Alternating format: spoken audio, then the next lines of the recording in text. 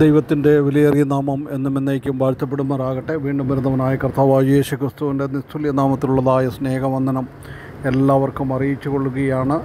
വീണ്ടും ഈ പ്രഭാതത്തിങ്കൽ നമുക്ക് ദൈവവചന ധ്യാനവുമായിട്ടായിരിക്കാൻ കർത്താവ് തന്ന സാവകാശത്തെ ഓർത്ത ദൈവത്തെ സ്തുതിക്കുന്നു. ഈ ദിവസങ്ങളിൽ നാം പുറപ്പാട് പുസ്തകം 8-ാം അധ്യായത്തിൽ നിന്നാണ് ചില ധ്യാനചിന്തകൾ പങ്കിട്ടുകൊണ്ട് ഇരിക്കുന്നത്. അതിൻ്റെ 24-ാമത്തെ വാക്യം വരെ കഴിഞ്ഞ ദിവസം നാം ചിന്തിക്കുകയുണ്ടായി. ഇന്ന് നമുക്ക് 25 മുതൽ 27 വരെയുള്ളതായ വാക്യങ്ങളിൽ നാം കാണുന്നത് Pharaoh tries to compromise with Moses. ഫറവോൻ മോശയുമായിട്ട് ഒരു വിട്ടുവീഴ്ചയ്ക്ക് വേണ്ടി ട്രൈ ചെയ്യുകയാണ്, പരിശ്രമിക്കുകയാണ്, ഒരു വിട്ടുവീഴ്ച ഉണ്ടാക്കുവാൻ വേണ്ടി. അപ്പോൾ ഇതിൽ നിന്ന് നമുക്ക് മനസ്സിലാക്കുവാനായിട്ട് സാധിക്കുന്നത്, don't compromise the word of God with the teaching of the world. ഈ ലോകത്തിലുള്ളതായ ശിക്ഷണം അല്ലെ പഠിപ്പിക്കലുമായിട്ട് നാം ഒരിക്കലും ദൈവവുമായിട്ടോ ദൈവവചനത്തെയോ വിട്ടുവീഴ്ചയിൽ ഏർപ്പെടുത്തരുത്. Pharaoh's attempt to compromise with God. ദൈവമായിട്ട് ഒരു കോംപ്രമൈസ് ചെയ്യുവാൻ, ഒരു വിട്ടുവീഴ്ച ചെയ്യുവാൻ തക്കവണ്ണം ഫറവോൻ ഇവിടെ പ്രവർത്തിക്കുകയാണ്. നമുക്ക് ആ വാക്യങ്ങളൊന്ന് വായിക്കാം. പുറപ്പാട് പുസ്തകം 8-ാം അധ്യായം 25 മുതൽ 27 വരെയുള്ള വാക്യങ്ങൾ. അപ്പോൾ ഫറവോൻ മോശയെയും അഹരോനെയും വിളിച്ചു, നിങ്ങൾ പോയി ദേശത്ത് വെച്ച് തന്നെ നിങ്ങളുടെ ദൈവത്തിന് യാഗം കഴിപ്പീൻ എന്ന് പറഞ്ഞു. അതിന് മോശ, അങ്ങനെ ചെയ്തുകൂടാ, മിസ്രയീമ്യർക്ക് അറപ്പായുള്ളത് ഞങ്ങളുടെ ദൈവമായ യഹോവയ്ക്ക് യാഗം കഴിക്കേണ്ടി വരുമല്ലോ. മിസ്രയീമ്യർക്ക് അറപ്പായുള്ളത് അവർ കാണുക, ഞങ്ങൾ യാഗം കഴിച്ചാൽ അവർ ഞങ്ങളെ കല്ലെറിയുകയില്ലയോ. മോശയെയും അഹരോനെയും വിളിക്കുകയാണ്. നായീച്ചയുടെ അതിഭയങ്കരമായിരിക്കുന്ന ശല്യം, എങ്ങനെയെങ്കിലും അതൊന്ന് പോകണം. വിളിച്ചിട്ട് ഒരു വിട്ടുവീഴ്ച. മോശയും അഹരോനും ദൈവം പറഞ്ഞതനുസരിച്ച് പറയുന്നത് 3 ദിവസത്തെ യാത്ര ചെയ്ത് ഞങ്ങൾക്ക് ദൈവത്തെ ആരാധിക്കണം. എന്നാൽ ഇവിടെ പറയുകയാണ്, നിങ്ങൾ ആരാധനയ്ക്ക് പൊക്കോ, പക്ഷേ കുഴപ്പമില്ല, പക്ഷേ എന്ത് വേണം, ദേശത്ത് തന്നെ നിങ്ങൾ പാർക്കുന്ന ഗോശേൻ ദേശത്ത് തന്നെ നിങ്ങളങ്ങ് ദൈവത്തെ ആരാധിച്ചാൽ മതി. അപ്പോൾ ഇവിടെ ഫറവോൻ ആഗ്രഹിക്കുന്നത് ദൈവത്തെ പോയി അര ദിവസത്തെ അവധി അല്ലെങ്കിൽ 1 ദിവസത്തെ അവധി കൊണ്ട് ദൈവത്തെ ആരാധിച്ച് മടങ്ങി വരണം. പക്ഷേ നിങ്ങൾ അവിടെ 3 ദിവസത്തെ യാത്ര ചെയ്തിട്ട് പോയി കഴിഞ്ഞാൽ 3 ദിവസം പോകാനും 3 ദിവസം വരാനും 1 ദിവസം ആരാധനയ്ക്കും, അപ്പോൾ 7 ദിവസത്തെ ജോലി മെനക്കിടും. അതുകൊണ്ട് ഫറവോൻ പറയുകയാണ്, നിങ്ങൾ അത് ചെയ്യണ്ട, നിങ്ങൾ ഒരാഴ്ചത്തെ അവധിക്ക് വേണ്ടി പോകണ്ട, നിങ്ങൾ 1 ദിവസം വേണമെങ്കിൽ പൊക്കോ, അതും ഞങ്ങളുടെ മുമ്പിൽ നിങ്ങൾ ദൈവത്തെ ആരാധിച്ചാൽ മതി. നോക്കുക, ശത്രുവിൻ്റെ അതിഭയങ്കരമായിരിക്കുന്ന കോംപ്രമൈസാണ്, വിട്ടുവീഴ്ചയ്ക്ക് വേണ്ടി. നിങ്ങൾ പൊത്തുവരുത്ത ജീവിതം നയിച്ചോ, നിങ്ങൾ ആത്മീയരായി ജീവിച്ചോ, പക്ഷേ വലിയ പക്വതയൊന്നും കാണിക്കണ്ട, വലിയ ആത്മീയത്വമൊന്നും കാണിക്കണ്ട. അല്പം ഒരു കള്ളം പറഞ്ഞാലൊന്നും കുഴപ്പമൊന്നുമില്ല, അല്ലെങ്കിൽ ഒരു ചെറിയൊരു മോഷണം ചെയ്താൽ വലിയ കുഴപ്പമൊന്നുമില്ല, അത് ചെയ്താൽ വലിയ കുഴപ്പമൊന്നുമില്ല, അതൊക്കെ ദൈവം ക്ഷമിക്കും.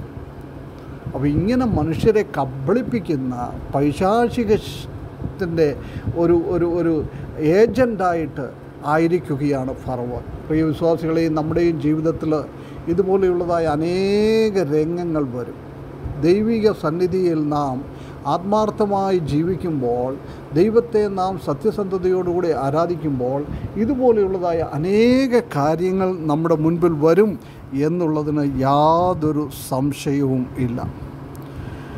അതുകൊണ്ട് ഒരിക്കലും നാം അവൻ്റെ ആ വിട്ടുവീഴ്ചയിൽ ഒരിക്കലും നാം അവനുമായിട്ട് നെഗോസിയേഷൻ ചെയ്യരുത്, അവനുമായിട്ട് വാഗ്വാദം ഉണ്ടാകരുത്, അവനുമായിട്ട് ഒരിക്കലും ഒരു കോംപ്രമൈസിന് വേണ്ടി ഒരു പൊതുസ്ഥലത്ത് നാം വരരുത്. അപ്പോൾ നാം വിശ്വാസത്തിൽ ഉറച്ച് നിൽക്കണം.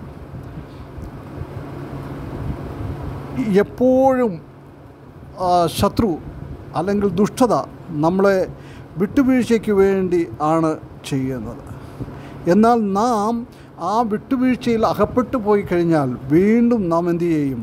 അവൻ്റെ ബന്ധനത്തിൽ അകപ്പെട്ടു പോവുകയാണ്. നമുക്ക് സ്വാതന്ത്ര്യം ലഭിക്കുകയില്ല, നമുക്ക് കർത്താവിന് വേണ്ടി ജീവിക്കുവാൻ സ്വാതന്ത്ര്യം ലഭിക്കുകയില്ല. നാം എന്തു ചെയ്യണം? ഈ ദുഷ്ടലോകത്തിൽ നിന്ന് നാം മാറണം. ഈ ദുഷ്ടലോകത്തിൽ നിന്ന് മാറിയിട്ട് വേണം എന്ത് ചെയ്യാൻ? നാം ദൈവത്തെ ആരാധിക്കുവാൻ. അതാണ് ദൈവം നമ്മളിൽ നിന്ന് ആഗ്രഹിക്കുന്നത്. ഒരിക്കലും നാം അവൻ്റെ ആ ബന്ധനത്തിൽ അകപ്പെട്ട് പോകരുത്. ദൈവത്തെ ആരാധിക്കുവാൻ തക്കവണ്ണം പ്രത്യേകമായ ഒരു വിളിയോടുകൂടെ നാം ആയിരിക്കണം.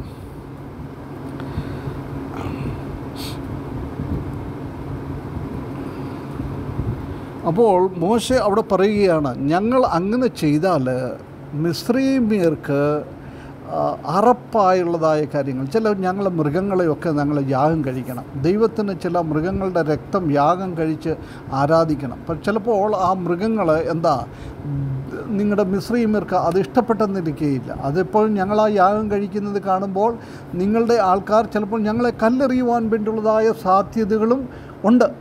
അതുകൊണ്ട് അങ്ങനെ ചെയ്യരുത് എന്നാണ് ഇവിടെ മോശ ഫറവോനോട് പറയുന്നത്. അവൻ വിട്ടുവീഴ്ചയ്ക്ക് അവൻ സമ്മതിക്കുന്നില്ല. പറയുകയാണ്, ഞങ്ങൾ അങ്ങനെ ചെയ്തു കഴിഞ്ഞാൽ ഫറവോനോട് പറയുകയാണ്, വലിയൊരു സാമൂഹിക കോലാഹലം തന്നെ ഉണ്ടാകുവാനായിട്ട് സാധ്യതയുണ്ട്. അതുകൊണ്ട് ആ രീതിയിൽ ഞങ്ങൾ ചെയ്യുവാൻ ആഗ്രഹിക്കുന്നില്ല. നിൻ്റെ വിട്ടുവീഴ്ചയെ ഞങ്ങൾ തിരസ്കരിക്കുന്നു, അതിൽ ഞങ്ങൾ വരുവാനായിട്ട് ആഗ്രഹിക്കുന്നില്ല. വേറൊരു രീതിയിൽ പറഞ്ഞു കഴിഞ്ഞാൽ, നാം ഈ ഈജിപ്തിൽ, ഈ മിസ്രയീമിൽ നാം ദൈവത്തെ മൃഗങ്ങളെ അറുത്ത് ആരാധിക്കുന്നത് ഒരു മുസ്ലിം പള്ളിയിൽ, മോസ്കിൽ നാം എപ്രകാരം ഒരു പന്നിയെ കൊന്ന് ആരാധിക്കുന്നുവോ അതിന് തുല്യമാണ്. അല്ലെങ്കിൽ ഒരു ഹിന്ദു അമ്പലത്തിൽ ഒരു പശുവിനെ കൊന്ന് ആരാധിക്കുന്നതിന് തുല്യമാണ്. അതുകൊണ്ട് മോശ പറയുകയാണ്, അങ്ങനെ ഞങ്ങൾ ഒരിക്കലും ഒരു കോലാഹലം, ഒരു പ്രശ്നം ഉണ്ടാക്കുവാനായിട്ട് ആഗ്രഹിക്കുന്നില്ല. അതുകൊണ്ട് ഞങ്ങൾ ഇവിടെ നിന്ന് പോകണം. ഞങ്ങളുടെ വലിയവനായ ദൈവം പറയുന്നതായ മൃഗങ്ങളെയൊക്കെ യാഗം കഴിച്ച് ആരാധിക്കേണ്ടത് ആവശ്യമാണ് എന്ന് ഇവിടെ പറയുകയാണ്.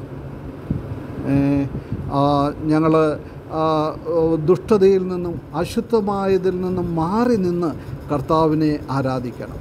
അപ്പോൾ ഈ ദുഷ്ടതയുടെ മധ്യത്തിൽ ഞങ്ങൾക്ക് കർത്താവിനെ ആരാധിക്കുവാനായിട്ട് സാധിക്കുകയില്ല എന്നാണ് പറയുന്നത്. അതുകൊണ്ട് പ്രിയ വിശ്വാസികളെ, നമ്മുടെ ജീവിതത്തിലും നാം ദൈവത്തെ ആരാധിക്കുന്നതിനും ദൈവത്തിന് വേണ്ടി എന്തെങ്കിലും കാര്യങ്ങൾ ചെയ്യുന്നതിനും ഒരിക്കലും ലോകവുമായിട്ടൊരു കോംപ്രമൈസ് ചെയ്യരുത്. പെർഗമോസ് അസംബ്ലി, നമുക്കറിയാം, സഭ അത് കോംപ്രമൈസിൻ്റെ ഒരു സഭയായിരുന്നു. ലോകവുമായിട്ട് കോംപ്രമൈസ് ചെയ്തു, സാത്താനുമായിട്ട് കോംപ്രമൈസ് ചെയ്തു.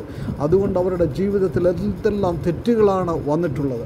പ്രിയ വിശ്വാസികളെ, അതുകൊണ്ട് ദൈവത്തിൻ്റെ കോപം നമ്മുടെ മേൽ വരാതിരിപ്പാൻ തക്കവണ്ണം ഒരിക്കലും നാം ഈ ലോകത്തിലുള്ളവരുമായിട്ട് കോംപ്രമൈസ് ചെയ്യാതെ അചഞ്ചലമായ രീതിയിൽ നാം നിൽക്കുന്നവർ ആയിരിക്കണം. നാം കർത്താവിന് വേണ്ടി ചഞ്ചലപ്പെടാതെ വിശ്വാസത്തിൽ ഉറച്ച് നാം നിൽക്കുവാൻ തക്കവണ്ണം, നമ്മുടെ ധാർമ്മികത കാത്തു സൂക്ഷിക്കുവാൻ തക്കവണ്ണം, ഈ ഒരു സംഘർഷം ഉണ്ടാകാതിരിപ്പാൻ തക്കവണ്ണം നാം ദൈവസന്നിധിയിൽ ദൈവത്തിന് വേണ്ടി പ്രവർത്തിപ്പാൻ, ഈ ഒരു വിട്ടുവീഴ്ചയുമില്ലാതെ ദൈവത്തിന് വേണ്ടി പ്രസാദിപ്പിച്ചുള്ള ഒരു ജീവിതം നയിപ്പാൻ ഈ വാക്കുകൾ മുഖാന്തരം വലിയവനായ ദൈവം നമ്മെ സഹായിക്കട്ടെ. അവൻ്റെ വിലയേറിയ നാമം എന്നും എന്നേക്കും വാഴ്ത്തപ്പെടുമാറാകട്ടെ.